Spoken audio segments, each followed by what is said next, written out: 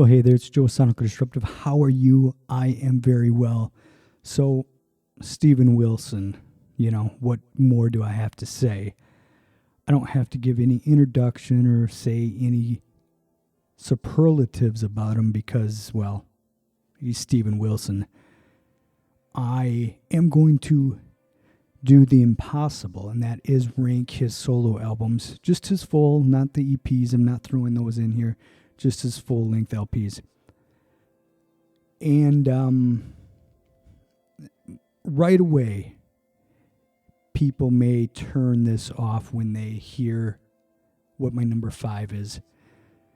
But rest assured, every one of these I love truly. I think every one of these 5 are spectacular. I really do. I love every one. So even number 5 is a 10, if you know what I mean, in my book. But without wasting any more time, let's just get started. Number 5, The Raven That Refused to Sing. Yeah, this one seems to be many people's favorite. And listen, it's brilliant. It is amazing. It is so proggy and so musically spectacular that it boggles the mind. The guitar playing on here is just out of this mind. Out of this mind? Whatever. You know what I'm trying to say. It is a great record. It's number 5 because I feel there's a little less experimentation going on in this one. This one is, I think, meant to really pay homage to the early 70s type prog music.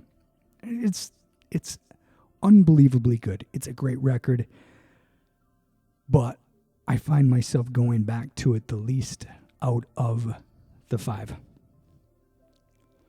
I know, hate me, but it's just my personal preference. So, and again, this list was so hard. I might change my mind even as I go along here from what I have written down here. Okay. Number 4, Insurgents. That's hard. That one was higher, and I made a switch. Insurgents, it's his first, and it is so kind of raw, very experimental, just really creative in everything. Songs like Abandoner, Salvaging, Significant Others, Insurgents are amazing songs. I love those songs so much.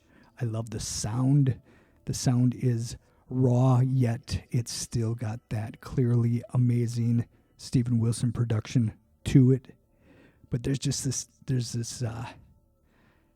kind of danger to it in a way where you don't know where things are going. And I really enjoy that record, which is why it was higher. It really was. Number 3 is, I think, most people's number 5, but To the Bone. I know there's some poppy stuff on it. I know there are some more, kind of mainstream type songs on it, but I love it. There's so many good songs on here that are just good. I mean, no matter what you want to call them, they're just good. For me, Pariah is just haunting, just so gorgeous. The Same Asylum as Before is great. Refuge is amazing. People Who Eat Darkness, I love. Song of the Unborn, absolutely beautiful. A lot of tracks on here are absolutely gorgeous, I think. And also, I've seen him live for the first time on this tour. An amazing show. Just one of the best shows I've ever seen. So that might have something to do with it too. I heard many of these songs live. so good.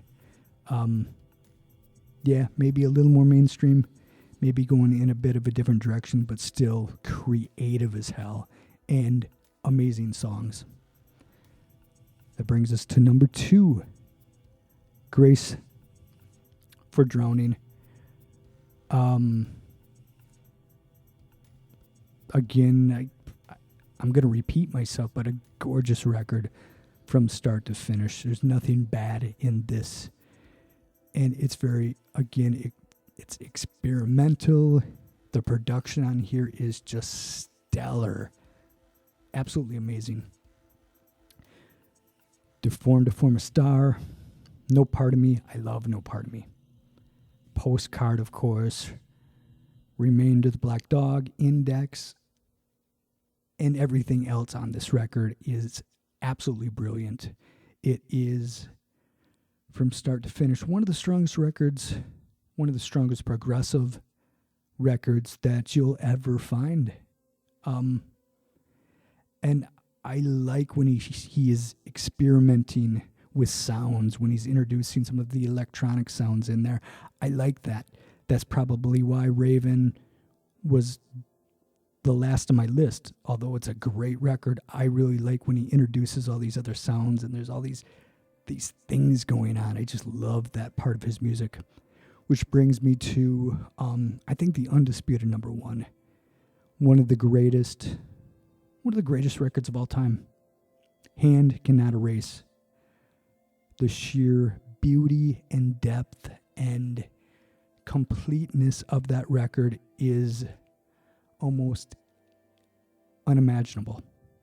If you put that on and you become immersed in that, you got headphones on and you just listen to that all the way through, it is a beautiful, absolutely beautiful experience. And you're going to run through the gamut of emotions. Such, like, every song is a highlight. And it all fits together as one. And it's a stunning record. Yeah, I can't say enough good things about Hand Cannot Erase. And that's why it's my number 1. Everything about it is perfect. There's nothing to change. Nothing. Perfect record from start to finish. That's why it's number 1. I could have waited a few months for the new record to come out. From what I've heard before, sadly, at the moment, unless there's many sides to the record, and it may be a grower to the bone. For me, it was a bit of a grower. At first, I was a little disappointed, but I listened and I was like, "Oh wow, there's some real good material here." But the new one, I've heard, the 2 songs that are out, they don't do much for me. I have no problem, no issue. Obviously, I understand. He wants to do something different. He wants to go in another direction. Go for it, But I don't love that direction myself. It doesn't, it's listenable, but it's not special to me, the 2 songs that I've heard. So, I don't think I needed to wait for that.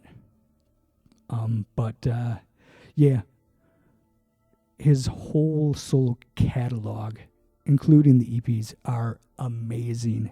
Everything. So, that's all. I just wanted to give you a quick rundown.